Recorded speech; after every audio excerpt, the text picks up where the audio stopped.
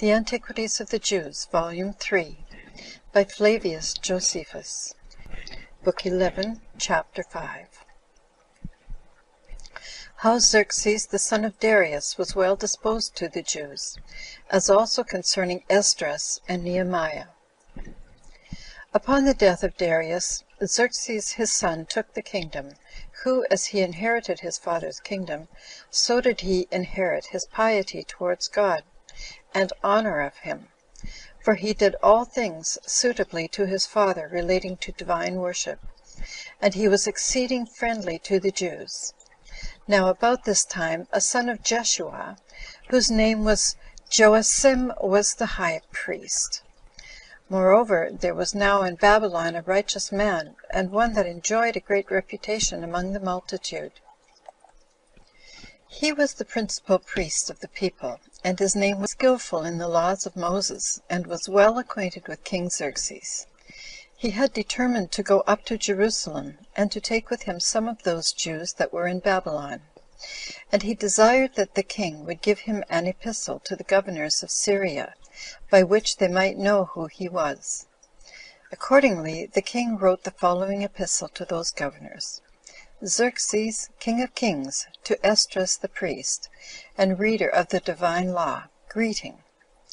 I think it agreeable to that love which I bear to mankind, to permit those of the Jewish nation that are so disposed, as well as those of the priests and Levites that are in our kingdom, to go together to Jerusalem. Accordingly, I have given command for that purpose, and let every one that hath a mind go, according as it hath seemed good to me, and to my 7 counselors, and this in order to their review of the affairs of Judea, to see whether they be agreeable to the law of God. Let them also take with them those presents which I and my friends have vowed, with all that silver and gold that is found in the country of the Babylonians, as dedicated to God, and let all this be carried to Jerusalem to God for sacrifices. Let it also be lawful for thee and thy brethren to make as many vessels of silver and gold as thou pleasest. Thou shalt also dedicate those holy vessels which have been given thee, and as many more as thou hast a mind to make, and shalt take the expenses out of the king's treasury. I have, moreover, written to the treasurers of Syria and Phoenicia, that they take care of those affairs that Esdras the priest, and reader of the laws of God, is sent about, and that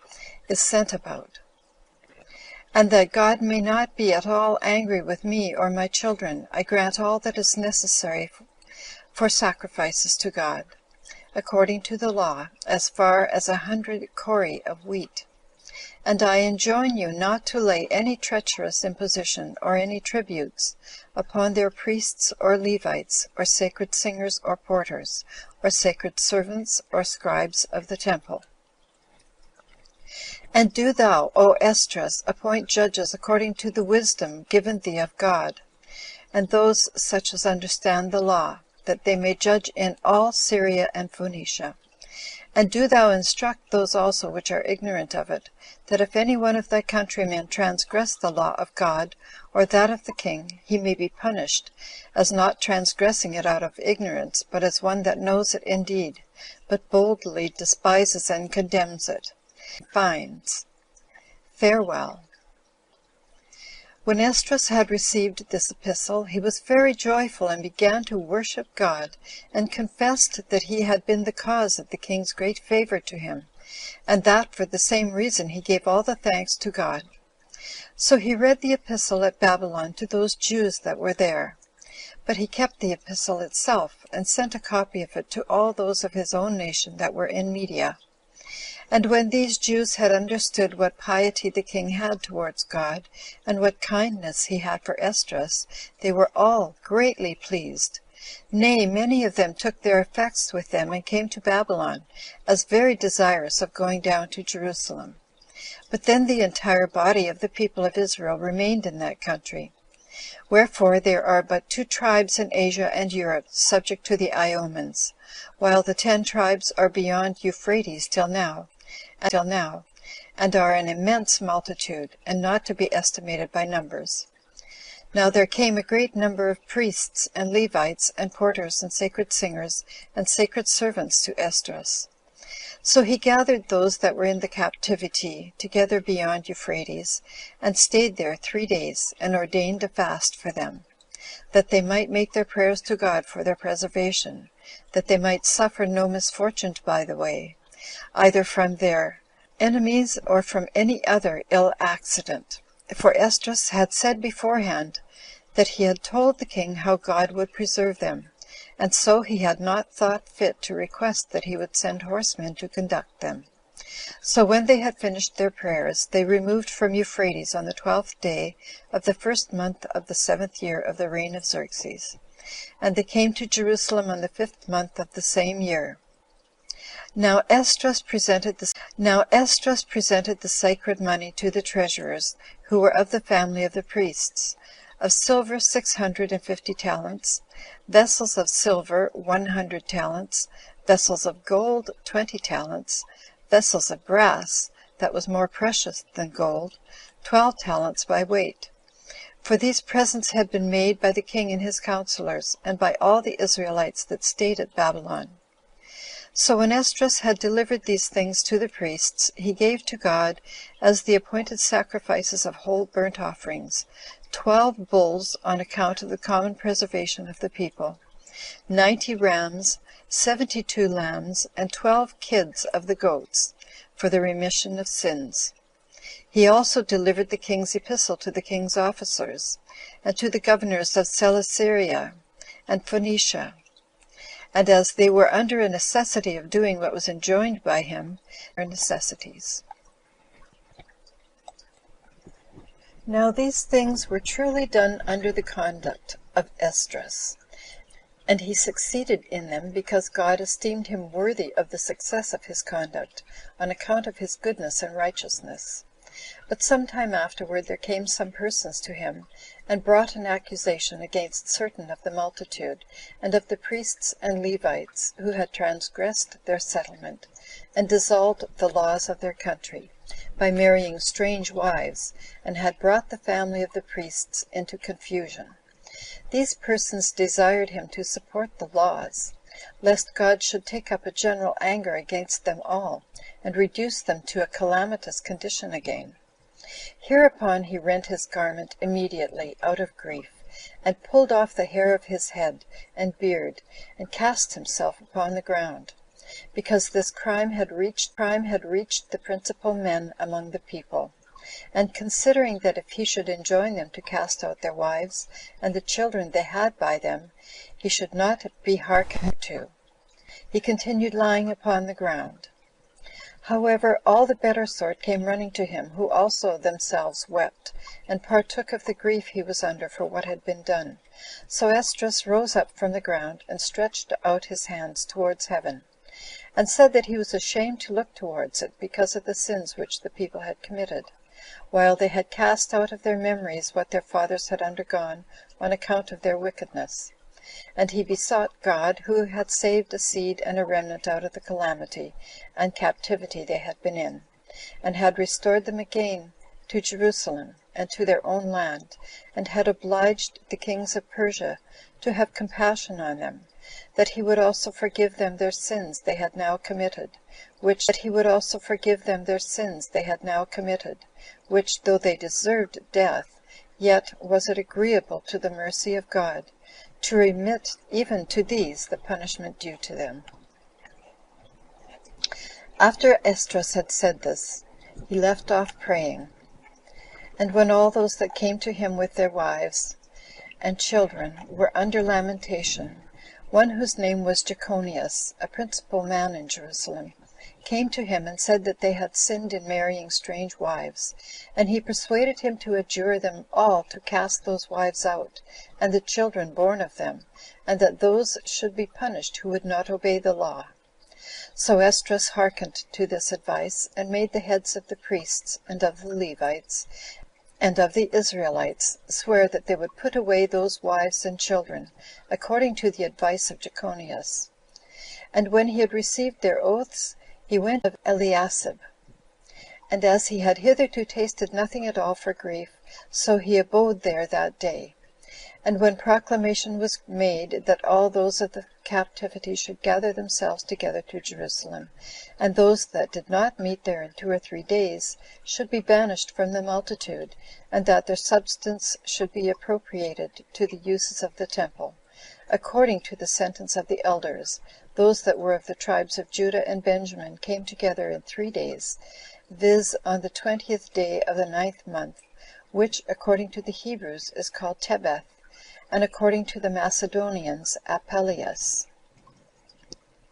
Now as they were sitting in the upper room of the temple, where the elders also were present, but were uneasy because of the cold, Esdras stood up and accused them, and told them that they had sinned in marrying wives that were not of their own nation, but that now they would do a thing both pleasing to God and advantageous to themselves, if they would put those wives away. Accordingly they all cried out that they would do so. That, however, the multitude was great, and that the season of the year was winter, and that this work would require more than 1 or 2 days. Let their rulers, therefore, said they, and those that have married strange wives, come hither at a proper time, while the elders of every place that are in common, to estimate the number of those that have thus married, are to be there also. Accordingly this was resolved on by them, and they began the inquiry after those that had married strange wives on the 1st day of the 10th month, and continued the inquiry to the 1st day of the next month, and found a great many of the posterity of Joshua the high priest, and of the priests and Levites and Israelites, who had a greater regard to the observation of the law than to their natural affection, and immediately cast out their wives, and the children which were born of them. And in order to appease God, they offered sacrifices, and slew rams, as oblations to him. But it does not seem to me to be necessary to set down the names of these men. So when Esdras had reformed this sin about the marriages of the forementioned persons, he reduced that practice to purity, so that it continued in that state for the time to come.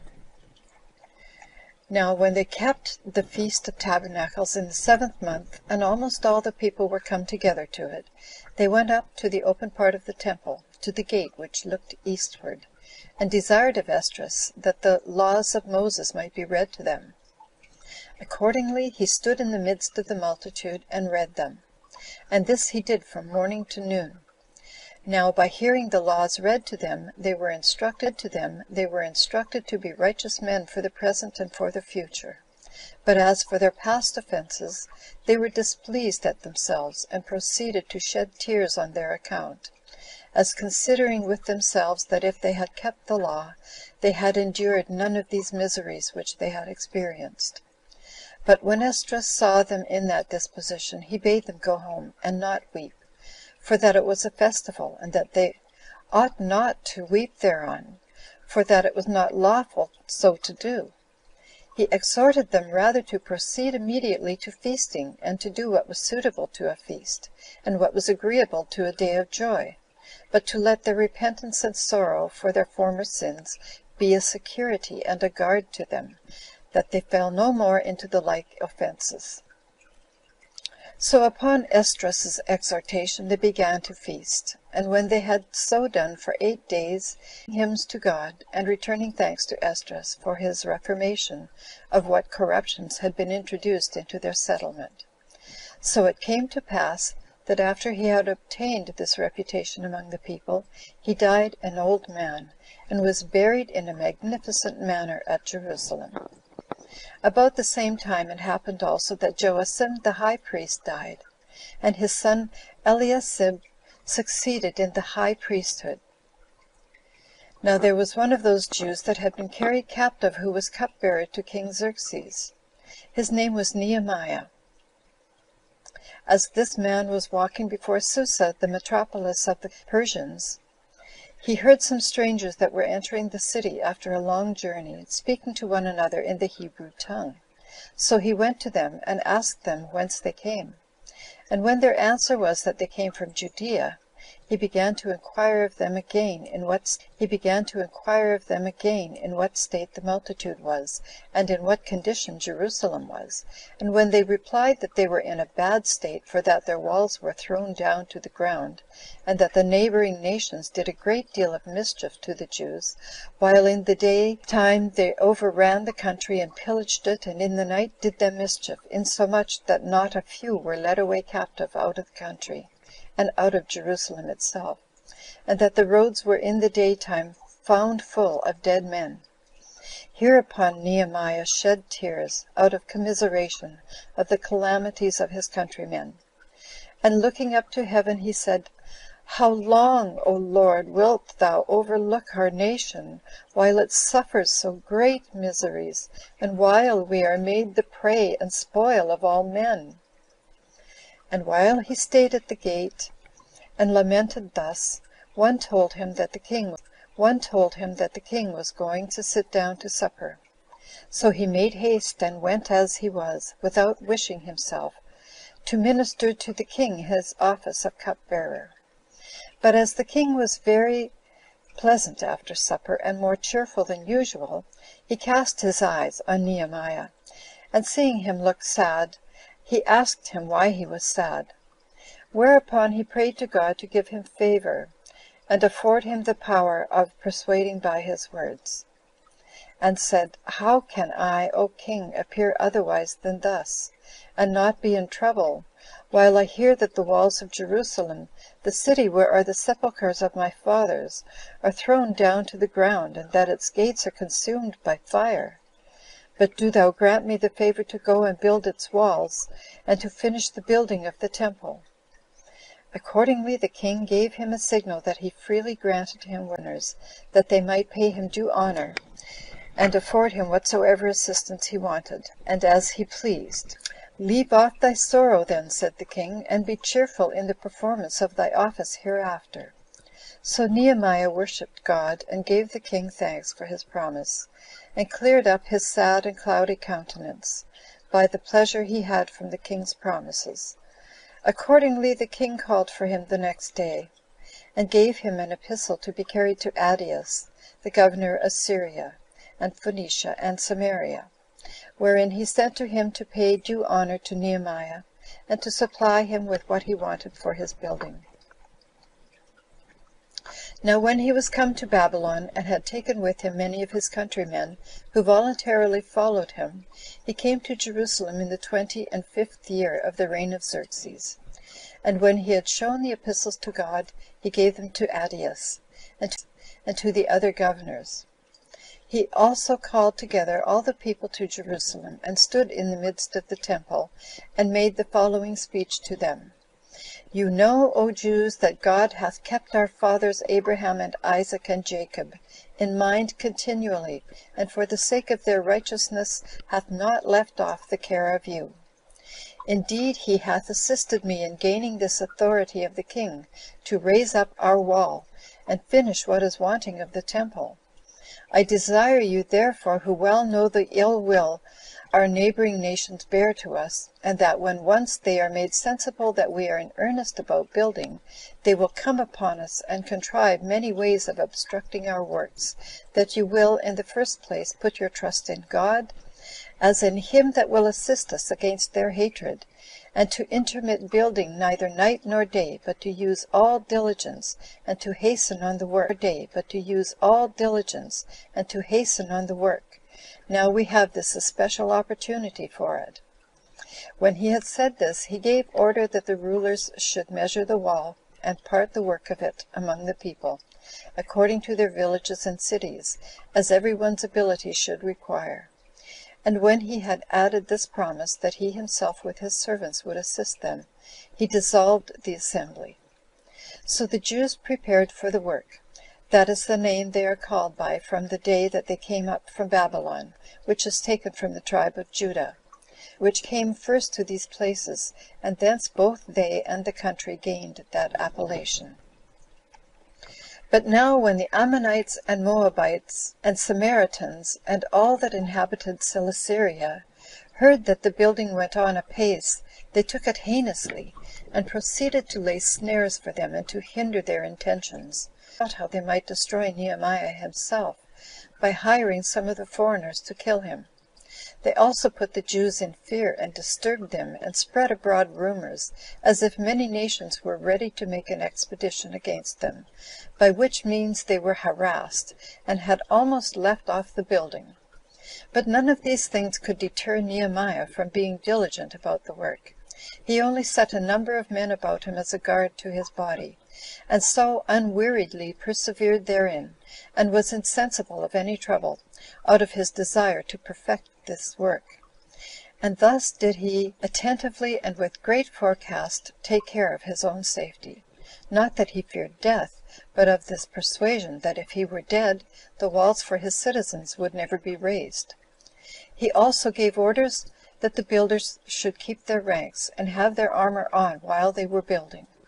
Accordingly the mason had his sword on, as well as he that brought the materials for building. He also appointed that their shields should lie very near them, and he placed trumpeters at every 500 feet, and charged them that if their enemies appeared, they should give notice of it to the people, that they might fight in their armor, and their enemies might not fall upon them naked. He also went about the compass of the city by night, being never discouraged, neither about the work itself, nor about his own diet and sleep, for he made no use of those things for his pleasure, but out of necessity. And this trouble he underwent for 2 years and 4 months, for in so long a time was the wall built, in the 28th year of the reign of Xerxes, in the 9th month. Now when the walls were finished, Nehemiah and the multitude offered sacrifices to God for the building of them, and they continued in feasting 8 days. However, when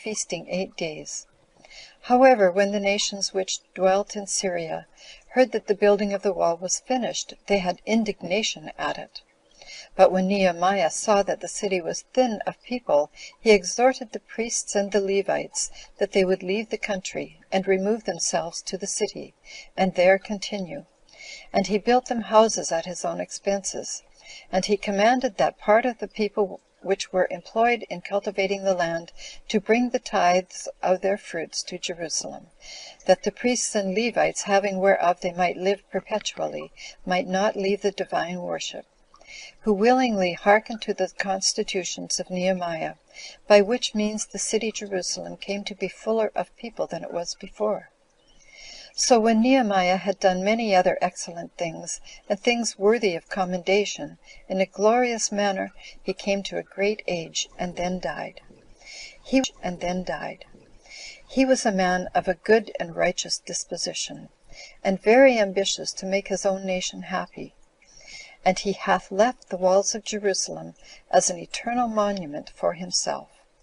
Now this was done in the days